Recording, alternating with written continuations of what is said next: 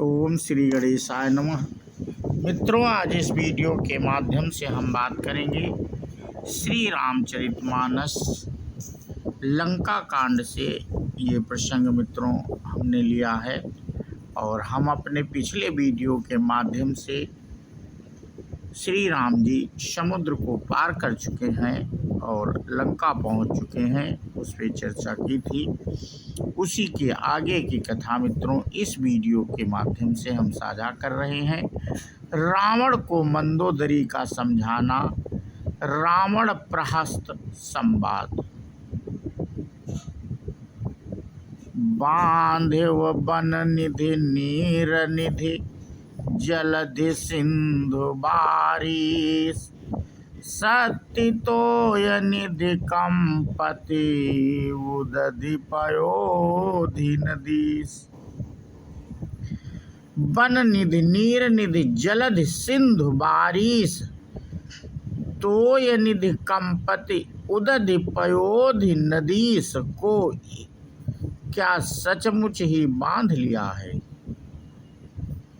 निज विकलता विचारी बहोरी, बिहसी गयो ग्राह करी भय भोरी।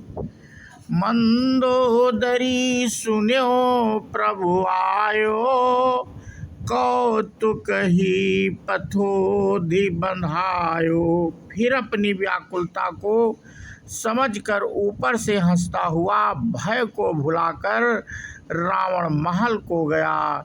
जब मंदोदरी ने सुना कि प्रभु श्री राम जी आ गए हैं और उन्होंने खेल में ही समुद्र को बंधवा लिया। कर गहि पति भवन निजयानी, बोली परम मनोहर बानी। चरण नाई सिरुअंचल रोपा, सुनहु बचन पिय परिहरि को पा। मंदोदरी रावण से कह रही है मित्रों, वह हाथ पकड़कर पति को अपने महल में लाकर परम मनोहर बाणी बोली। चरणों में सिर नवाकर उसने अपना आंचल पसारा और कहा, हे प्रियतम, क्रोध त्याग कर मेरा वचन सुनिए। नाथ बयरु की जय ताहि सो, बुद्धि बल सकी जीत जाहि सो। तुम ही रघुपति अंतर कैसा, खलु खदोत दिन करहीं जैसा। हे नाथ, बैर उसी के साथ करना चाहिए जिससे बुद्धि और बल के द्वारा जीत सकें। आप में और श्री रघुनाथ जी में निश्चय ही कैसा अंतर है, जैसा जुगनू और सूर्य में। अति बल मधुप मधु कैटभ जेहि मारे, महावीर दिति सुत संहारे। जेहि बलि बांधि साहस भुज मारा, सोई अवतरऊ हरन मही भारा। जिन्होंने विष्णु रूप से अत्यंत बलवान मधु और कैटभ दैत्य मारे और बराह और नृसिंह रूप से महान सूरवीर दिति के पुत्रों को हिरण्याक्ष और हिरण्यकश्यप का संहार किया। जिन्होंने वामन रूप से बलि को बांधा और परशुराम रूप से सहस्रबाहु को मारा, वे ही भगवान पृथ्वी का भार हरण करने के लिए राम स्वरूप में अवतीर्ण हुए, प्रकट हुए हैं। तासु विरोध न कीजिए नाथा, कालु कर्म जीव जाके हाथा। हे नाथ, उनका विरोध न कीजिए जिनके हाथ में काल कर्म और जीव सभी हैं। राम ही सौंपी जानकी नाई, कमल पदमाच सुत कहु राज समर्पि, बन जाई भजी रघुनाथ। श्री राम जी के चरण कमलों में सिर नवाकर उनकी शरण में जाकर उनको जानकी जी सौंप दीजिए और आप पुत्र को राज देकर वन में जाकर श्री रघुनाथ जी का भजन कीजिए। नाथ दीन दयाल रघुराई, बाघों सन्मुख गए न खाई। चाहिए करन सो सब करि बीते, तुम सुर असुर चराचर जीते। हे नाथ, श्री रघुनाथ जी तो दीनों पर दया करने वाले हैं। सम्मुख शरण जाने पर तो बाघ भी नहीं खाता। आपको जो कुछ करना चाहिए था वह सब आप कर चुके। आपने देवता, राक्षस तथा चर अचर सभी को जीत लिया। संत कहाई असनी असिनीति दसानन, चौथे पन जाई नृप कानन।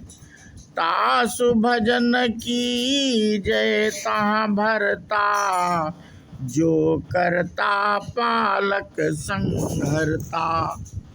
हे दसमुख, संत जन ऐसी नीति कहते हैं कि चौथे पन बुढ़ापे में राजा को वन में चला जाना चाहिए। हे स्वामी, वहाँ वन में आप उनका भजन कीजिए जो सृष्टि के रचने वाले, पालने वाले और संहार करने वाले हैं। सोई रघुवीर प्रणत अनुरागी, भजहु नाथ ममता सब त्यागी। मुनि बर जतनु करहि जेहि लागी, भूप राजु तजि होहि विरागी।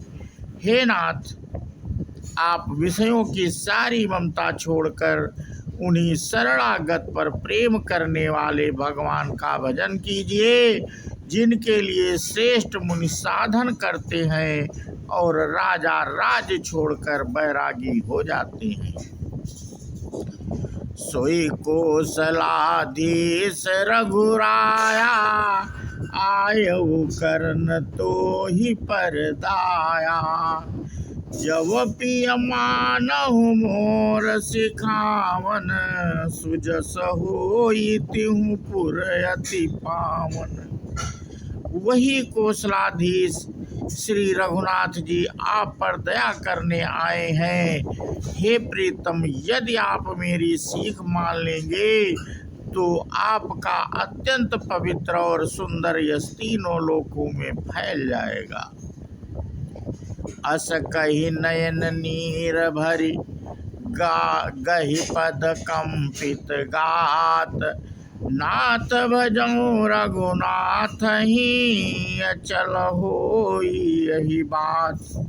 ऐसा कहकर नेत्रों में करुणा का जल भरकर और पद के चरण पकड़कर कांपते हुए शरीर से मंदोदरी ने कहा, हे नाथ, श्री रघुनाथ जी का भजन कीजिए जिससे मेरा सुहाग अचल हो जाए।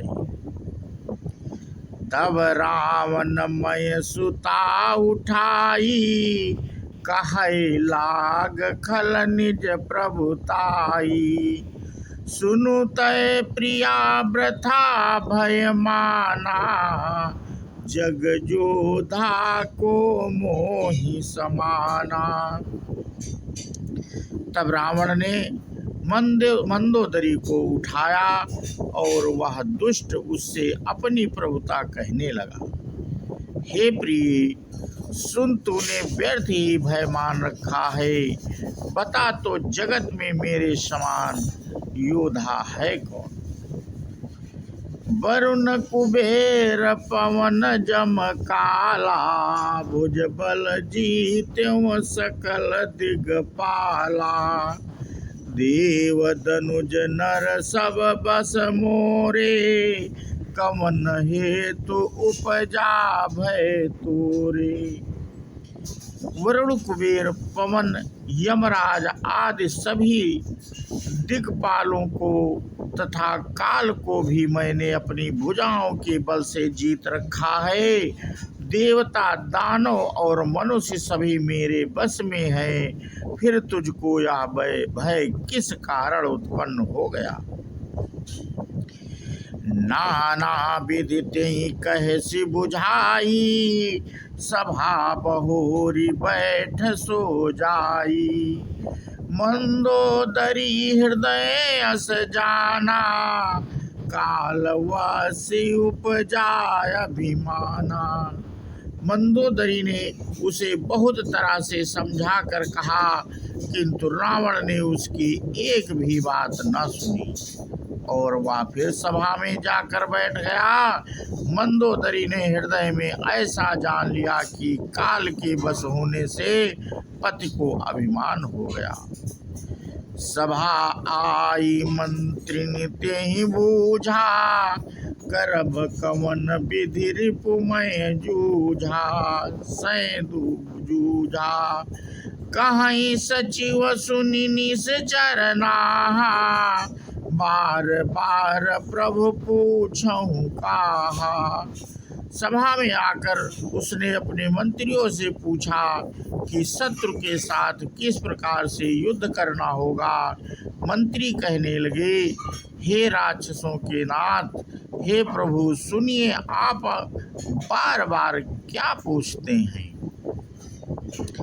कहो कवन भय करी विचारा, नर कपि भालु आहार हमारा। कहिए तो ऐसा कौन सा बड़ा भय है जिसका विचार किया जाए? भय की बात ही क्या है? मनुष्य और वानर भालू तो हमारे भोजन की सामग्री है। सबके वचन श्रवण सुनी, कहा प्रहास्त कर जोरी। नीति विरोध न करिय प्रभु, मंत्री न मति अति मोह थोरी।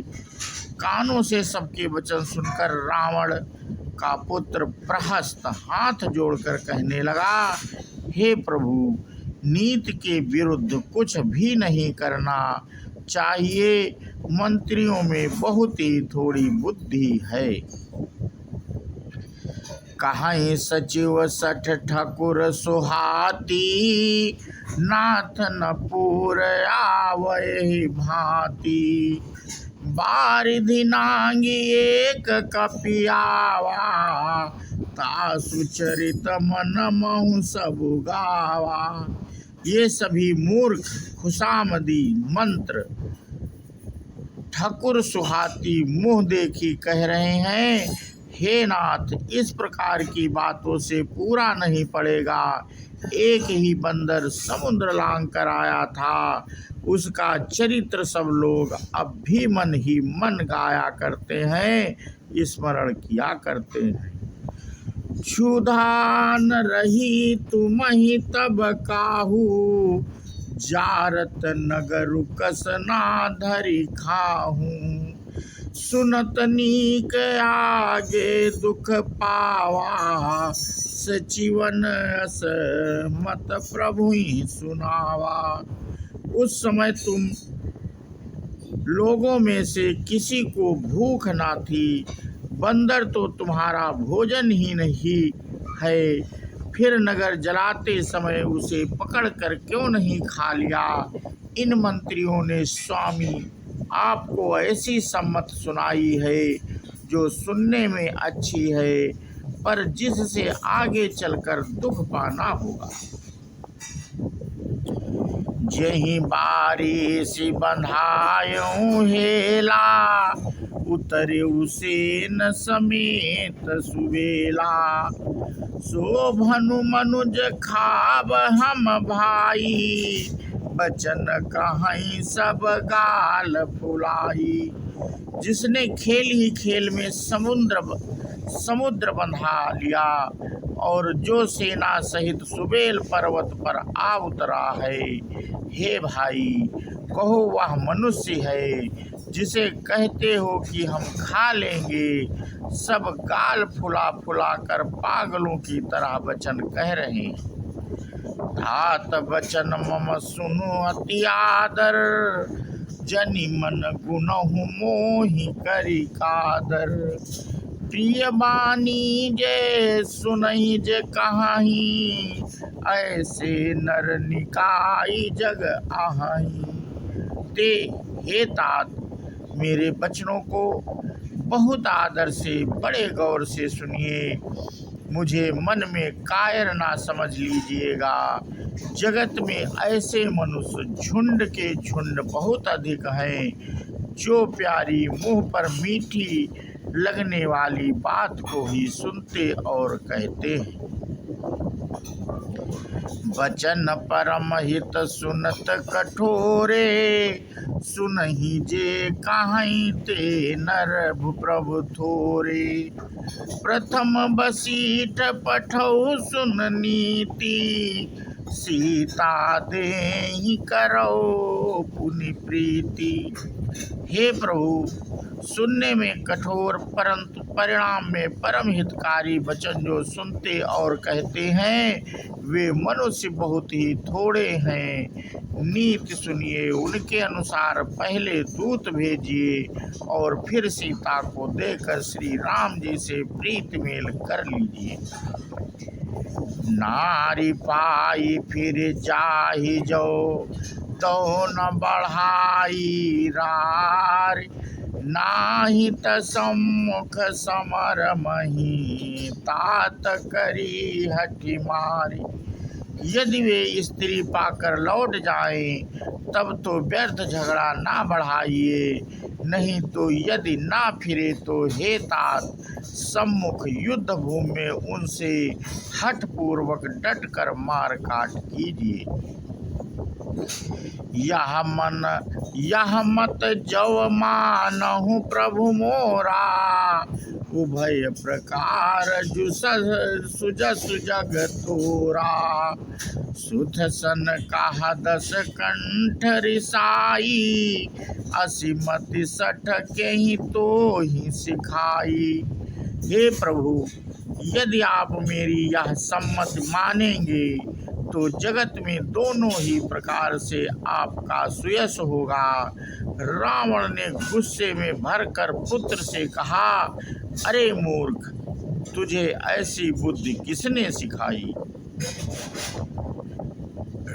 अब ही तेउर संशय होई, वेणु मूल सुत भयउ घमोई। सुनि पितु गिरा परस अति घोरा, चला भवन कही वचन कठोरा। अभी से हृदय में संदेह भय हो रहा है।